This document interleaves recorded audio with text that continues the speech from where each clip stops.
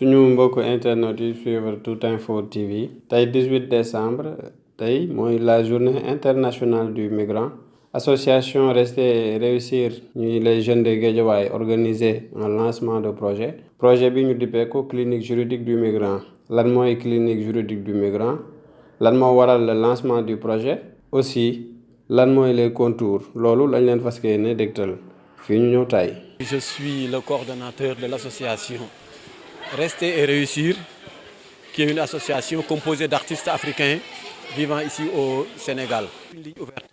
Quand tu appelles, vraiment, il y a quelqu'un au bout du fil. La clinique est animée par des juristes, des hommes de droit qui sont là, disponibles et disposés toujours à accompagner les migrants. C'est comme un hôpital. Le migrant peut venir discrètement, vraiment rencontrer les animateurs, formation, énormément de choses aussi. Parce qu'il ne faut pas oublier aussi qu'il y a des impactés du phénomène des migrations, parce qu'il y a des enfants, des tout petits qui sont victimes du phénomène parce qu'ils ont perdu leurs parents.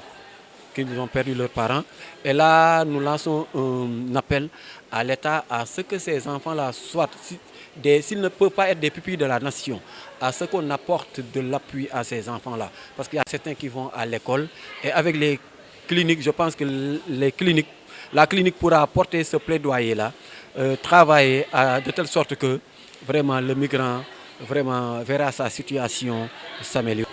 Le fait de croire qu'il n'y a, si on peut réussir, on doit aller forcément en Europe. Moi, j'ai vu en Europe des Blancs assis avec leurs chiens et un tableau où on écrit souvent « Nous avons faim ». On ne montre pas ces images-là en Afrique. Le migrant, souvent les gens qui sont en Europe, prennent des selfies à la Tour Eiffel, au musée du Louvre, mais jamais de selfies dans leur appartement. Tu vois des migrants qui s'entassent dans des chambres avec cuisine et douche intérieure dans la chambre.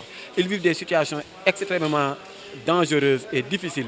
Si ceux qui sont ici et qui aspirent à voyager sont au courant, savent que les gens souffrent en Europe, je pense qu'ils vont changer d'avis. Il faut qu'ils arrivent à croire aux perspectives de réussite qui sont ici au Sénégal, à croire qu'il est possible de rester dans son pays, de travailler et de réussir. Oui, je trouve tout simplement que c'est un très bon projet parce que ceux pour lesquels ils ont été financés et pour lesquels on leur a demandé d'agir me paraît une question d'actualité.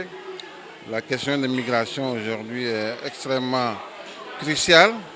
Et si on voit des associations au niveau local qui interviennent pour un peu, soit en amont ou en aval de la migration, faire des offres de services, je trouve que c'est bon.